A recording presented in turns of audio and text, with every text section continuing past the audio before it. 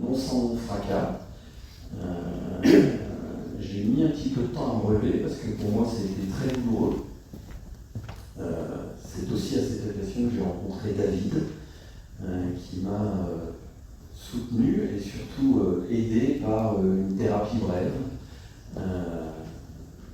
Et j'ai pu derrière repartir sur un projet entrepreneurial qui s'appelle Sphero, qui est comment demain la data va pouvoir être, grâce à l'intelligence artificielle, à la portée du plus grand nombre dans les sociétés. Et cette fois-ci, je me suis entouré de 3 associés que j'ai choisis, parce que dans ma précédente start-up, je n'ai pas choisi mon associé financier. C'est une histoire un petit peu particulière, puisque une chose dont je ne vous ai pas parlé, c'est qu'en même temps de la création de GP, j'étais directeur général d'une société de management d'artistes, et des artistes que vous connaissez tous, puisque mon associé et moi sommes les derniers managers de Johnny Hallyday, de Cassius, de Benabar, de SCH, d'un certain nombre d'artistes. J'ai laissé tomber cette activité pour me consacrer pleinement à Gproject. Voilà ce que je fais aujourd'hui. Merci beaucoup. Et du coup, donc, à mes côtés également, donc, David Corona. Merci beaucoup. Donc, je m'appelle David Corona, comme le virus, comme la guerre. L'une qui est plus sympa que l'autre. J'ai passé 12 ans au GIGN dans les colonnes d'assaut comme opérateur et comme négociateur de crise. J'ai notamment géré Charlie Hebdo dans l'imprimerie avec les frères Poichy en 2015, ou des opérations comme l'attaque du Super U de Trèbes en 2018 lorsque le colonel Beltrame est mort. Donc mon job c'était les enlèvements, les prises d'otages, les extorsions de fonds, les ransomware, les forcenés, les attaques terroristes, en gros, discuter des gens qui étaient pas bien dans leur tête. Donc quand Anne m'a dit ouais, on est plein dans une salle, Garcia, bien, ça va être sympa. Je me suis dit allez banco. De la plaisanterie mise à part, j'ai quitté le GIGN en 2020 et j'ai cofondé une agence qui s'appelle Incolita, qui continue, je fais le même job mais pas au même endroit et c'est moins risqué, qui continue d'aider l'humain dans des dimensions complexes. Donc on a 3 grands piliers qui sont la défense, avec de la gestion de crise, de la négociation à fort enjeu et des notions de management compliquées dans les entreprises. On a un pilier central qui est la formation, qui s'appelle l'évolution, où on va former les gens à la négociation, au profilage non criminel et au management. Et on a un dernier pilier qui est impulsion, qui participe à des prises de parole, des conférences comme aujourd'hui, et qui fait faire des trucs un peu bizarres à des dirigeants, à des comex, à des codir, des bootcamps un peu atypiques où on les emmène brancarder des blessés en pleine nuit dans la forêt, pour leur remettre un petit peu les idées en place. Voilà. Donc c'est pas au menu du jour, je vous prie. Non, on peut faire des comptes si vous voulez. Non, c'est bon, ça c'est bon, personnellement. Du coup, donc gestion de crise, et des crises, quand on est entrepreneur, on peut en avoir. La table précédente, Bénédicte, je pense, en a eu pas mal. Et elle en vit encore actuellement. Donc il y a des hauts, il y a des bas, il faut savoir gérer les imprévus, faire face à la pression. Du coup, moi, je voulais savoir, en tant dans ton parcours entrepreneurial, Fabrice, tu en as vécu des hauts et des bas, tu nous as parlé entre associés ou autres. Quelles ont été les situations où tu as eu les plus fortes pressions et comment tu as pu les gérer? Je pense qu'il y a une réflexion à avoir, c'est que le cerveau humain n'est pas fait pour gérer la pression. Donc c'est quelque chose que tu vas apprendre au fil du temps en fonction des événements qui arrivent. Et cet apprentissage va faire ressortir une qualité. C'est un sujet qu'on a eu lundi soir sur Sud Radio, sur au final, est-ce que la résilience c'est inné ou c'est un acquis? Vous avez 3 heures. Tout ça pour dire que cette capacité de résilience font, et là je pense que David pourra rebondir sur ce sujet, je pense qu'il est nécessaire d'avoir un temps entre l'échec et le rebond. Et au-delà de cette temporalité, il y a une chose qui pour moi m'importe sur la pression, c'est, on est tous entrepreneurs ici ou certains le seront en devenir. Moi j'aimerais revenir un petit peu en arrière au niveau de l'école, où je pense que l'école a un rôle à jouer. Aujourd'hui, l'école, on parle de faute d'orthographe, pas d'erreur. Il y a des choses qu'on ne travaille absolument pas à l'école, qui sont les capacités d'adaptation, qui sont la coopération entre des garçons et des filles d'une même classe. Et ça peut participer à ce que la résilience devienne un acquis au fil du temps. Merci de parler de ce sujet-là, parce que c'est vrai qu'avec l'association Arrondissement français, on a construit un kit pédagogique, donc je pense qu'Isabelle vous en parlera peut-être plus tout à l'heure. Mais voilà, à destination pas des écoles, mais des étudiants, des futurs entrepreneurs, et qui a pu d'ailleurs être testé chez Excelia. On remercie d'ailleurs qui nous avait accueillis pour la première édition de la journée du repas. Du coup, David, GIGN, des grosses pressions, des grosses situations de pression, ou en tout cas, moi personnellement, déjà, est-ce que vous pouvez en citer une peut-être en particulier qui vous a vraiment marqué ou qui avait été difficile à gérer et comment aujourd'hui ça vous sert aussi peut-être pour gérer les imprévus de l'entrepreneuriat pour vous, vos clients? Alors, citer des situations compliquées, je crois qu'on n'aurait pas assez de la journée pour que je vous en cite au kilomètre. Par contre, des situations archi stressantes où on se retrouve dans des pressions extrêmes, j'en ai pas trop en fait, parce que pour rebondir et boucler sur ce que tu disais, c'est intéressant avec le concept de l'école et le cerveau qui est en stress. L'idée, c'est qu'on ne peut pas maîtriser l'absence de stress du cerveau. Par contre, ce qu'on peut, c'est repousser le moment où on est en stress et cloisonner les moments où on a l'impression d'être débordé. Pour ça, il y a l'entraînement, mais le GIGN, c'est une énorme école Montessori. Pour celles et ceux qui connaissent Montessori, c'est moi voilà, c'est bien fait. C'est pas des cubes, c'est des flingues. Mais l'idée, c'est de se dire, comme avec un enfant, de dire, pour que l'enfant ait son état de flow et qu'il trouve une ressource, on va le mettre face à quelque chose qu'il ne connaît pas, et on va attendre qu'il trouve la ressource pour lui faire face. Et il va réussir, il va essayer une fois, 2 fois, 5 fois, 10 fois, à un moment donné, il va trouver la ressource, et surtout, ça fait monter la confiance et l'imagination. Mais le GIGN, c'est pareil, c'est la pédagogie par l'échec. Vous passez une première semaine de test où on passe de 150 à 50, ils font un tri par le physique en fait, et ensuite pendant 12 semaines, ils vous mettent dans un tunnel où c'est la pédagogie par l'échec. On vous met systématiquement dans des situations dans lesquelles on ne vous a pas préparé, pour lesquelles on ne vous a pas entraîné, et on attend que vous retrouviez une ressource individuelle et collective, et c'est de déception en déception psychologique, émotionnelle, et le tri se fait comme ça. C'est-à-dire qu'à la fin de ces 12 semaines, on passe de 50 à 10, et les 10 qui restent, c'est pas des super-héros, c'est des super rebondisseurs en fait. Ils vont toujours trouver une solution, toujours avancer quand c'est difficile, toujours activer la cohésion plutôt que l'individualisme. Et ensuite, une fois qu'on a ce vivier-là de fort potentiel, on va les former pendant un an. On leur apprend à tirer, piloter des voitures, des motos, faire du parachutisme, de la plongée, ainsi de suite. Et en fait, le terreau est là. Mais pour en arriver là, il faut accepter d'être dans des situations compliquées d'échec pour se dire que l'échec, c'est le chemin, c'est pas quelque chose à éviter.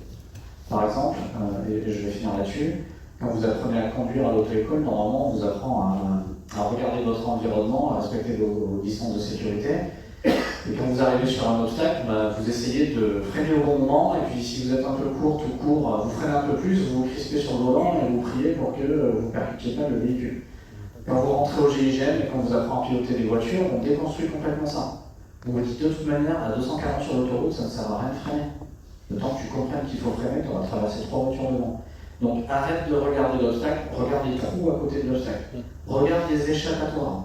Parce qu'il n'y a que ça qui peut sauver la vie. Et dans la vie de tous les jours, on vous apprend à ne pas fixer sur l'obstacle, sur le compliqué, mais surtout regarder tout le temps comment est-ce qu'on peut les éviter pour continuer d'être plus loin. Voilà. Ok. Et du coup, donc en fait, il faut s'adapter et piloter en permanence, on va dire quelque part. Ça fait partie du job d'entrepreneur. Ouais, entrepreneur, moi je dis toujours, dans les prises de parole, depuis que je suis entrepreneur, j'ai un job.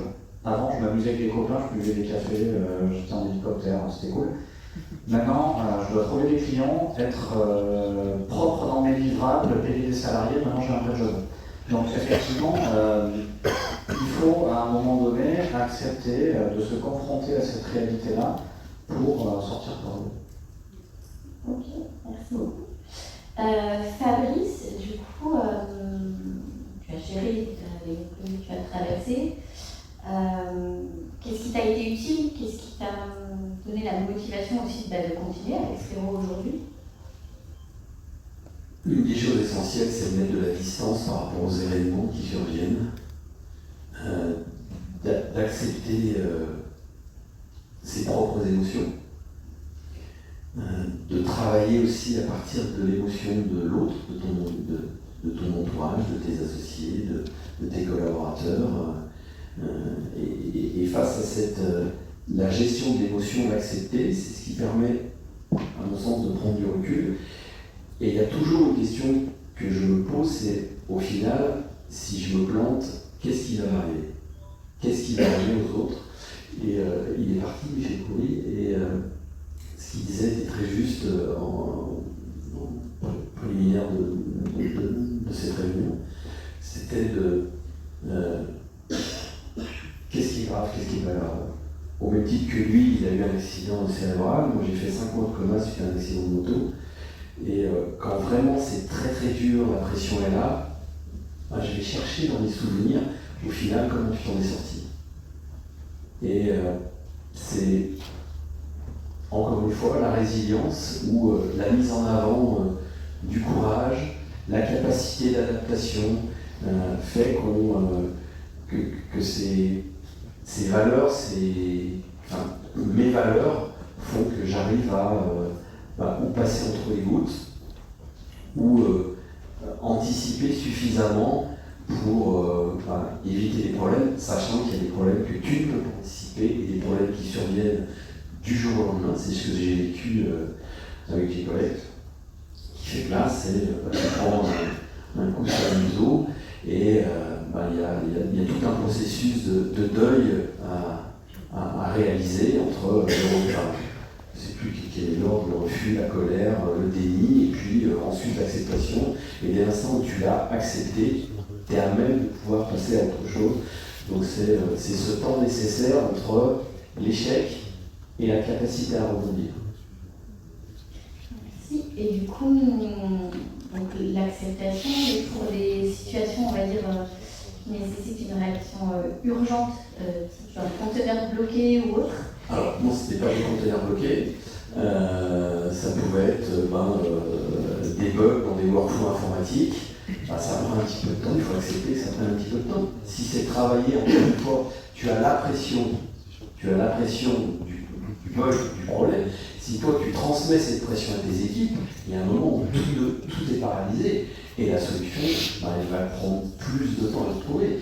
Donc là encore, je reprends ce qui a été dit tout à l'heure par un des intervenants, où ne pas transmettre, je crois que c'est Francis, ne pas transmettre cette pression et ne pas aussi tout dire à tes collaborateurs parce qu'ils ne sont peut-être pas en capacité d'appréhender ce qui se passe, ou de cette incapacité, on va devoir gérer d'autres événements, c'est la capacité à toujours à prendre du recul, à moins être focus et se dire ok, quelles sont mes ressources, de quoi je dispose, et on dit ça va le faire. Alors du coup, prendre du recul, peut-être pas être tout le temps tout seul à porter sur les épaules. Alors c'est l'un des problèmes, c'est Bénédicte qui le disait tout à l'heure, où l'entrepreneur il est seul. Le choix que j'ai fait aujourd'hui avec Xpero, c'est de plus être seul. J'ai démarré G-Collect seul, avec un associé financier qui ne s'est jamais occupé de la boîte, qui s'en est occupé à la fin quand il a fallu sortir, sous des prétextes, je ne vais pas revenir là-dessus. Alors aujourd'hui, j'ai vraiment choisi les associés. J'ai mis du temps. Les bons partenaires, la bonne team. Pour trouver, je ne sais pas si c'est la bonne team. En tout cas, j'ai tout fait pour. Et nous faisons tous pour. Et du coup, David, par rapport à la carrière de l'IGN, je parlais des situations en temps réel tout à l'heure, parce que comme entrepreneur, on va prendre des décisions rapidement, souvent.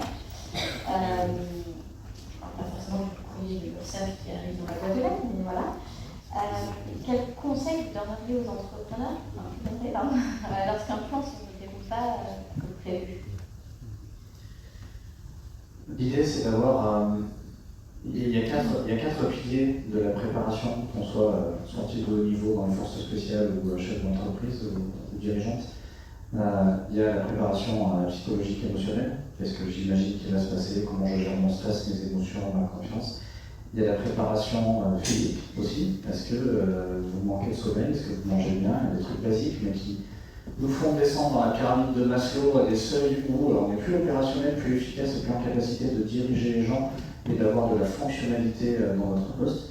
Il y a la préparation technique dans votre expertise métier, est-ce que vous êtes sûr d'avoir toutes les billes ou tous les experts nécessaires.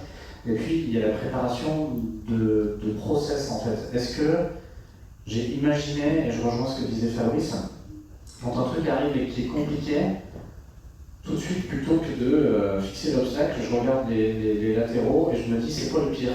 Et je fais ce qu'on appelle en thérapie brève, je fais la tâche du pire. Si là, j'imagine que ça dérape, c'est quoi le pire truc qui peut se passer? Et si ça arrive, qu'est-ce qui peut se passer de pire? Une fois que vous avez fait votre pire et que vous avez affronté votre peur, vous vous rendez compte que la plupart des peurs sont assez irrationnelles. Et quand on imagine qu'on est au fond du trou, finalement, on en vient à se dire bon, et puis après, quoi de pire en fait. Et en général, votre peur vous agite, et quand vous faites 2, 3, 4, 5, 10 pires, vous vous rendez compte qu'il y a des conduites à tenir qui arrivent, et c'est comme ça qu'on monte un briefing au GIGN quand on prépare une mission, elle n'est jamais simple. On a pour blague de se dire entre nous, de toute façon, si on n'y arrive pas, après nous, c'est un charge à l'église. Donc on se dit, bon, on va donner notre meilleure réponse, on a une obligation de moyens, mais on ne peut pas garantir le résultat. Et tout GIGN qu'on est, on n'est pas des super-héros, on n'est pas omnipotents, et on va faire de notre mieux avec notre entraînement, notre technologie et nos process. Mais du coup, quand on prépare un briefing, on imagine les cas conformes et les conduites à tenir. Chacun doit savoir ce qu'il doit faire dans la plupart des cas normaux. Et on donne 2 ou 3 cas non conformes. S'il se passe ça, toi tu fais ça. S'il se passe pas ça, toi tu fais ça. Et on arrête là. On ne peut pas tout prévoir. Mais si jamais il y a une météorite qui tombe, et si jamais il y a un tsunami, et en fait on peut passer des plombs en fait. Parce que vous n'avez que 3 questions de mise en action, tout autant que vous êtes sur cette planète. Il y a des gens dans cette salle qui ont besoin de savoir pourquoi est-ce qu'elles font les choses. Et il faut que vous répondiez à ça, et dans vos équipes, il y a ça. Il y a des gens qui n'ont pas besoin de savoir pourquoi vous leur demandez de faire des choses vous-même, mais comment est-ce que je les fais? Et il y a les troisièmes qui n'ont pas besoin de savoir pourquoi on leur demande de faire des choses, comment il faut les faire, mais qui vous disent et si? Et s'il se passe ça, et s'il se passe ça, et s'il se passe ça? Quand vous vous posez une question sur une mission, une mise en action, un projet, un dossier, ou répondre à quelque chose d'assez inattendu, demandez-vous pourquoi, comment et si. Vous allez répondre à forcément votre question de mise en mouvement, celle de vos équipes, et normalement, vous ne devriez pas rester immobile face à la difficulté. On peut être dans les 3, sinon... Il y en a forcément une qui prend le pas sur les autres. Les plus compliqués à gérer dans vos équipes ou dans vos entreprises, ce sont les SI. Parce que ceux-là, ils sont sans cesse pleins de questions avant de commencer, donc il faut répondre à 1 ou 2 SI en leur disant maintenant tu fais. Et si quand tu as commencé, tu as encore des SI, j'y répondrai, et en général, ils n'en ont plus. Ok.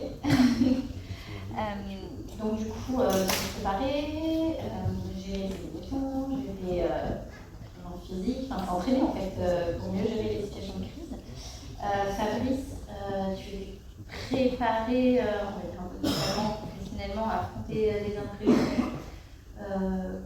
Ça t'est arrivé, pas forcément, mais qu'est-ce que tu ferais pareil ou différemment L'imprévu, par définition, tu n'y es pas préparé. Je me souviens, la première expérience que j'ai eue d'imprévu, c'est très très ancien, c'était ma première, entre guillemets, mission quand j'ai été huissier, où je me suis retrouvé avec des gendarmes dans une petite commune à l'est de Lyon. Je ne sais plus pourquoi, j'allais voir une dame, et la dame, elle m'a accueilli avec un fusil. C'est sympa. Donc,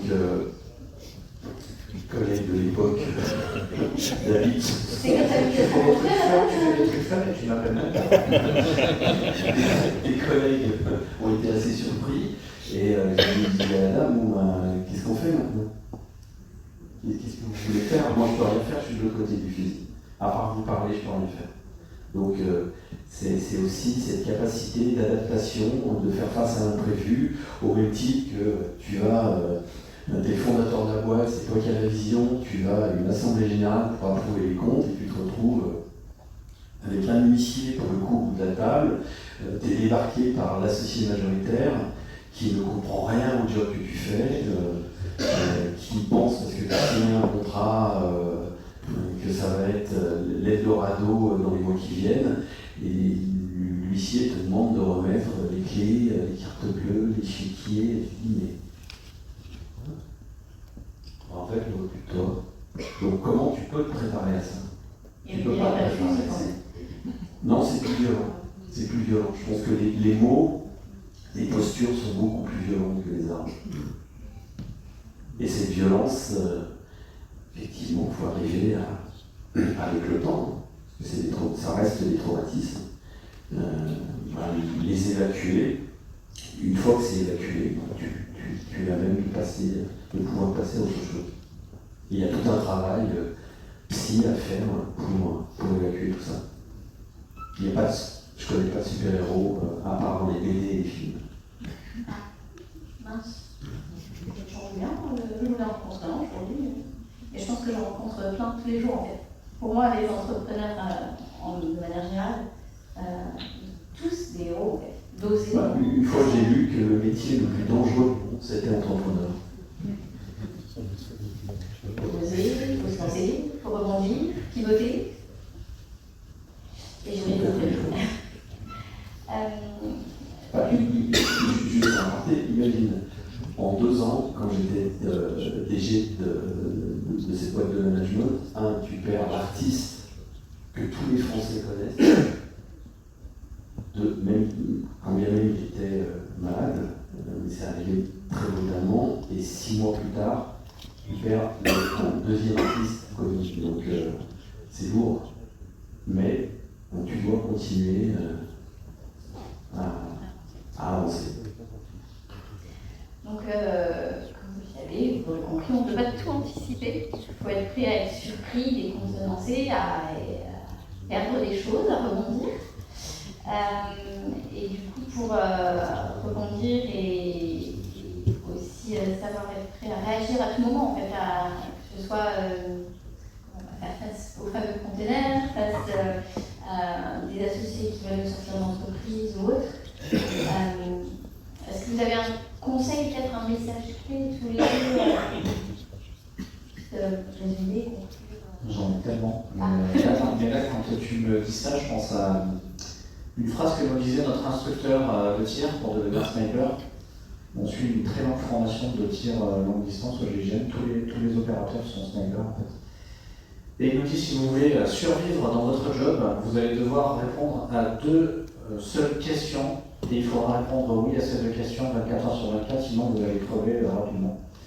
Et donc je fais le parallèle avec le monde de l'entreprise. Si on veut survivre dans cette jungle-là, il faut répondre à ces 2 questions, à mon sens, systématiquement par l'affirmative.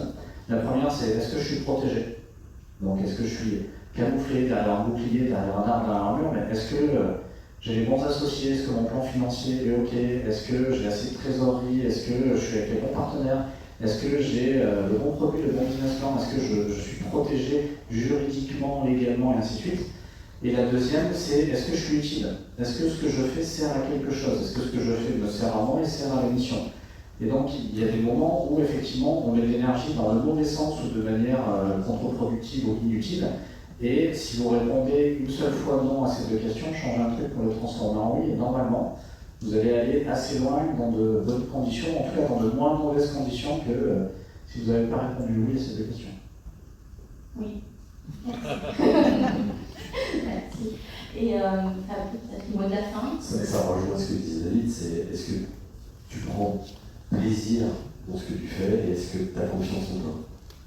Si tu n'as pas confiance en toi, travaille un peu cette confiance en toi et vas-y, avance, fonce. Merci beaucoup. Est-ce que peut-être le temps, on a le temps de quelques questions? Oui. Si vous avez des questions, oui.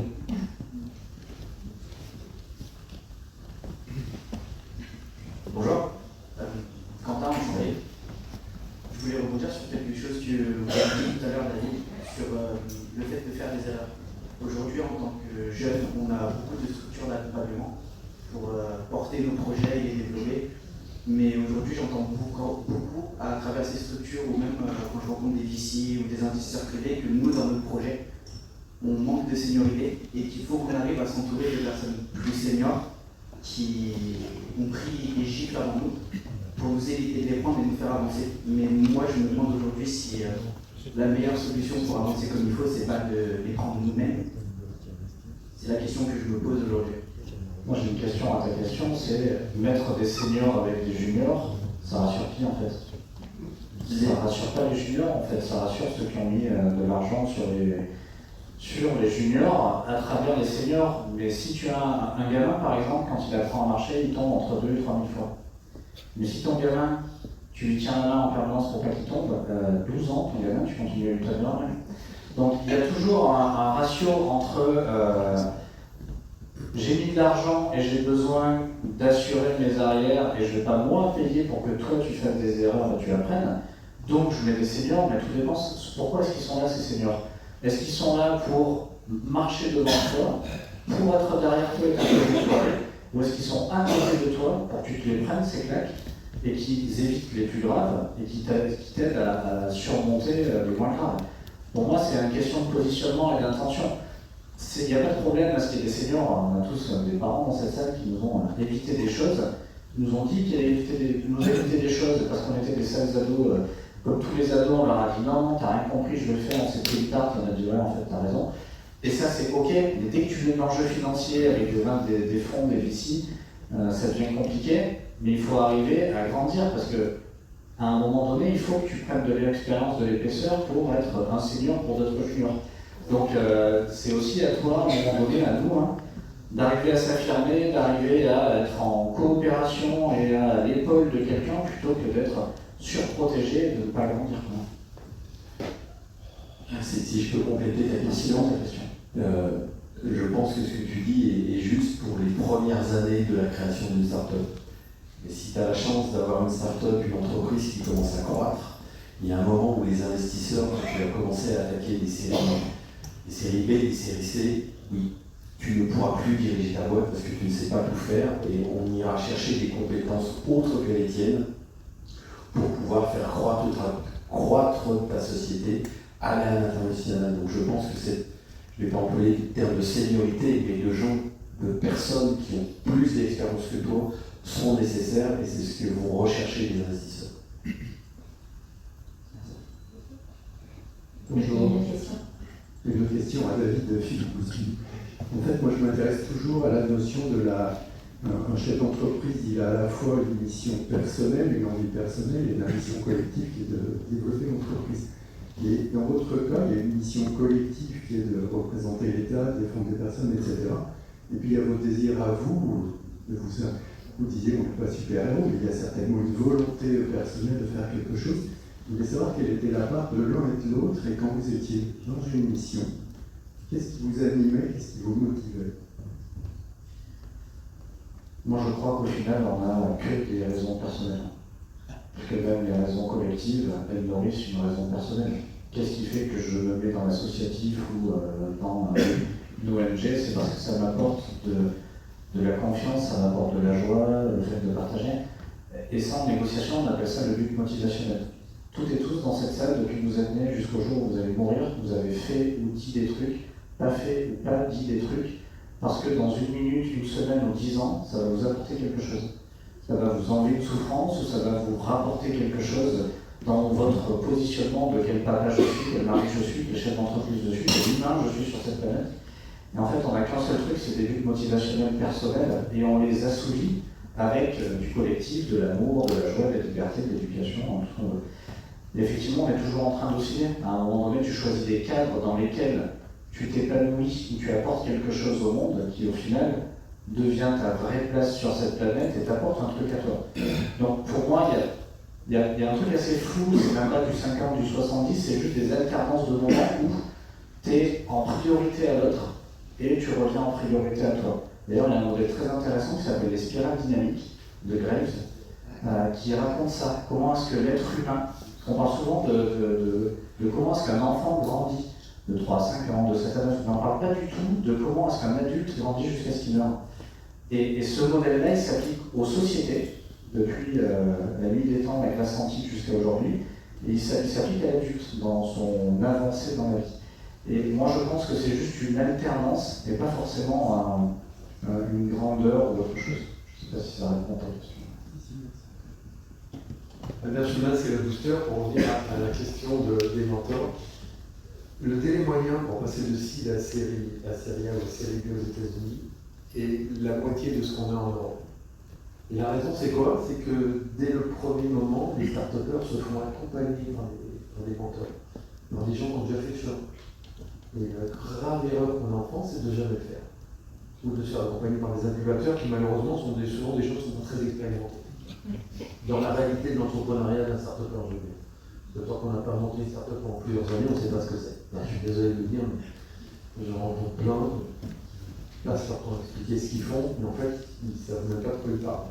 Donc on n'a pas pris tous les liens, c'est un peu comme GIGN ou Fabrice, on ne peut pas savoir ce que c'est que le. Et donc oui, faites-vous accompagner très vite. Montez un board d'advisors très vite. Et dites-leur bien, c'est pas pour toujours, c'est jusqu'à la prochaine étape. Ça aussi c'est important. Faire les choses jusqu'à une étape où on apporte de la valeur et ensuite laisser la place à ceux qui peuvent apporter plus de valeur. Et c'est ce que font les rebondisseurs. C'est essayer d'apporter cette valeur le moment où c'est nécessaire, un peu avant de tomber. Et c'est pour ça que c'est assez génial, des gens comme vous pour en parler. Merci. Merci Albert pour cette conclusion de la question, on n'en a pas connu.